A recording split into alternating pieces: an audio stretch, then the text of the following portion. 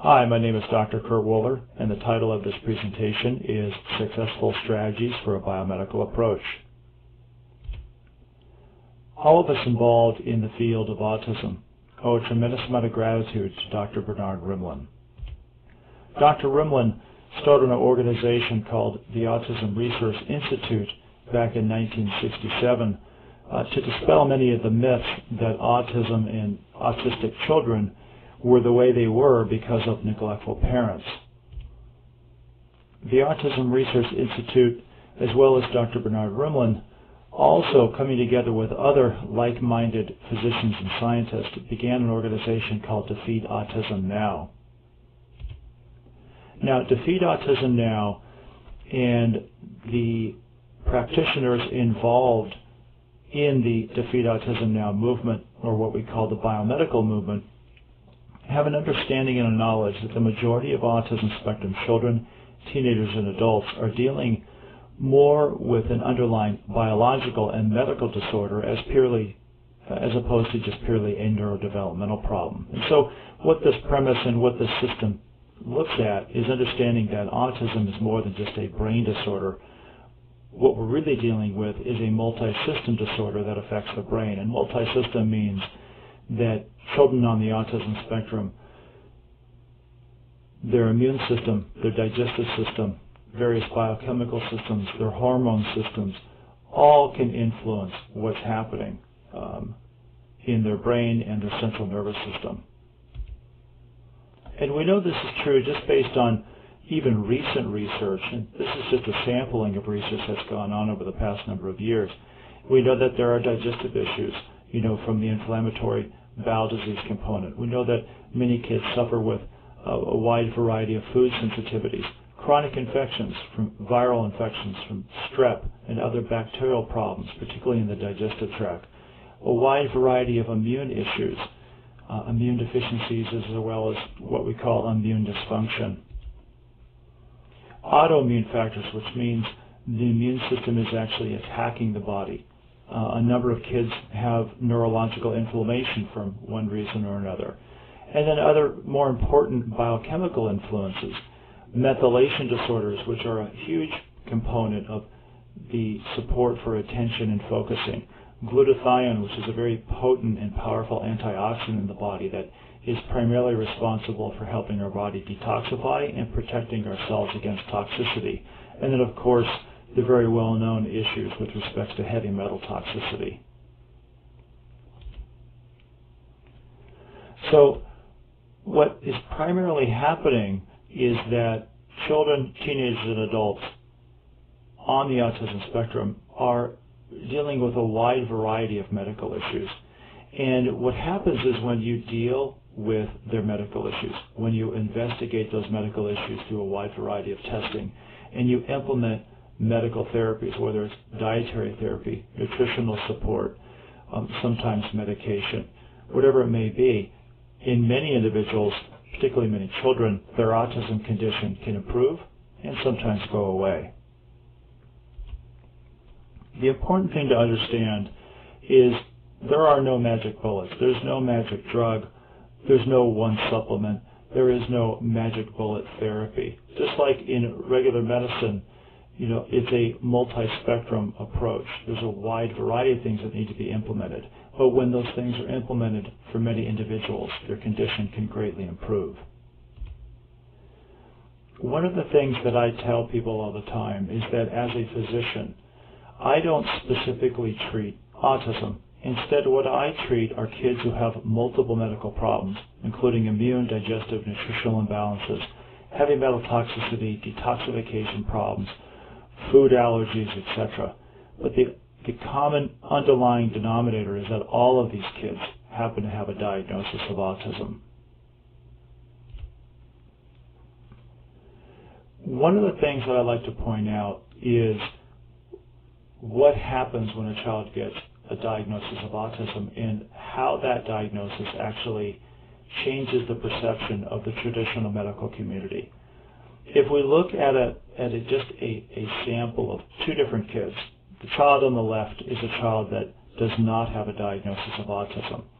And if that child went into a doctor and had what was called failure to thrive, where they're just not growing, they're just not thriving, and they had a lot of digestive problems, chronic diarrhea, sometimes up to 5 to 10 bowel movements per day.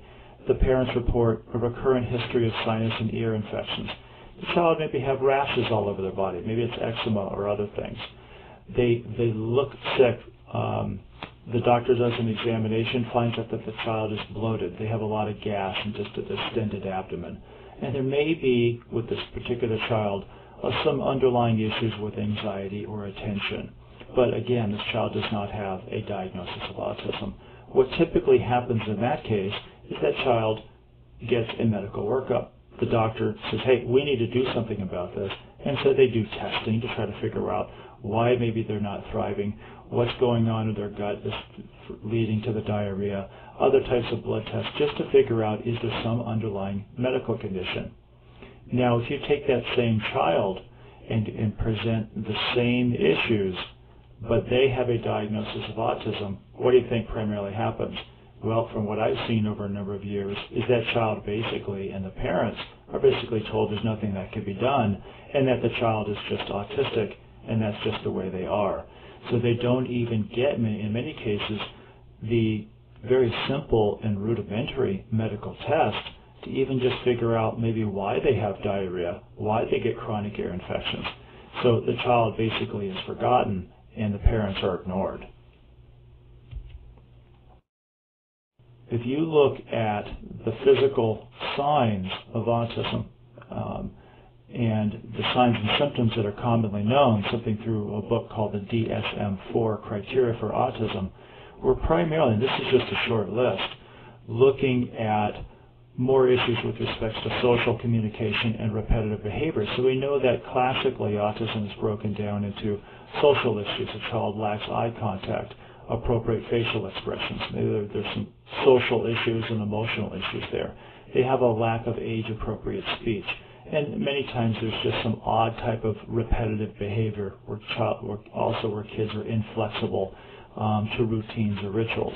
Nowhere on this list from a classic diagnosis of autism do we see anything with respect to recurrent infections, to chronic diarrhea, to eczema or other sorts of outward skin manifestations. We don't see a list here of underlying medical conditions.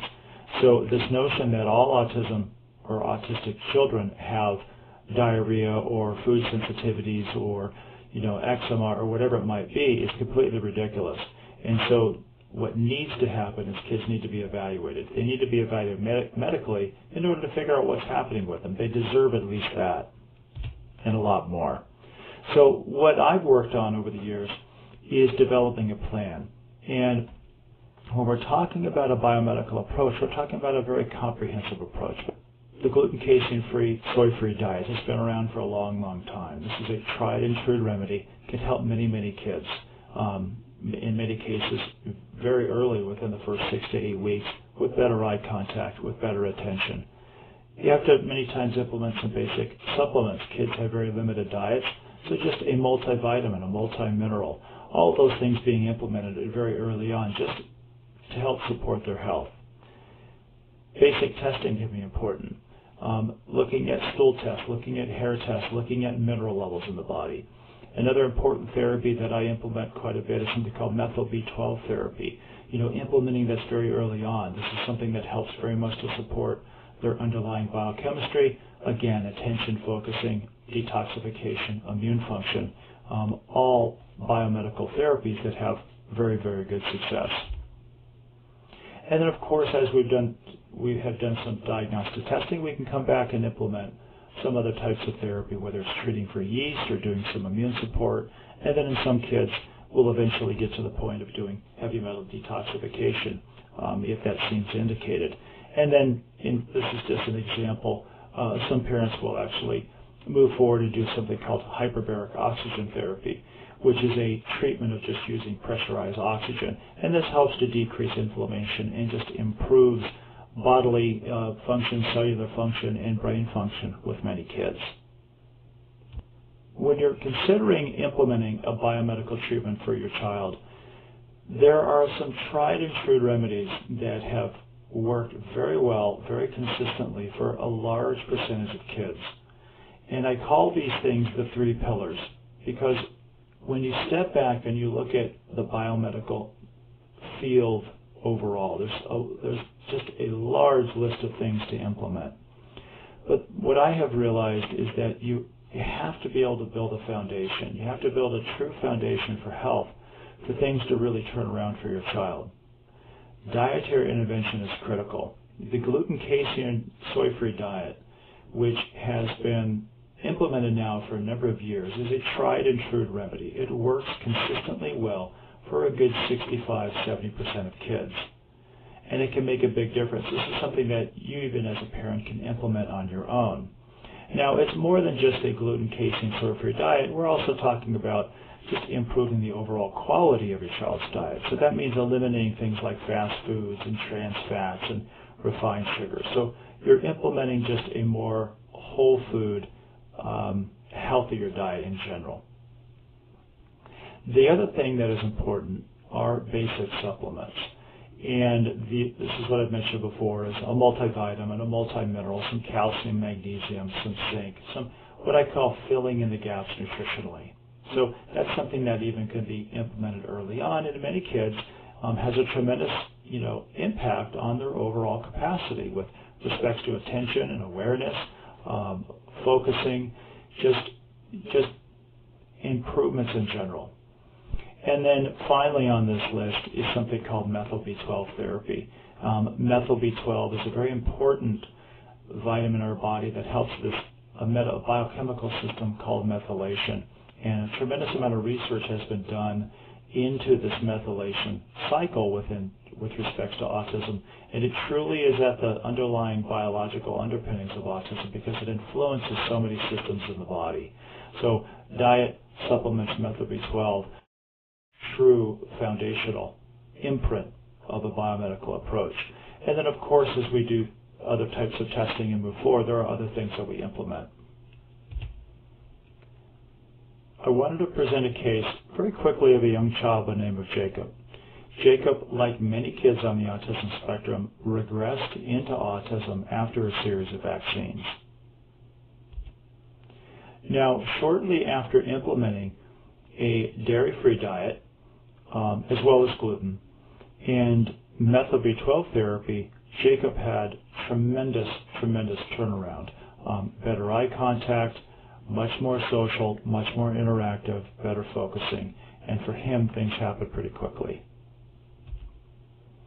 As time went on, and through some of our testing, looking at yeast and bacterial problems, looking at digestive issues, continuing our methyl B12 therapy, the parents continuing the diet, implementing some basic therapy, we eventually got to the point of doing some more advanced biomedical intervention.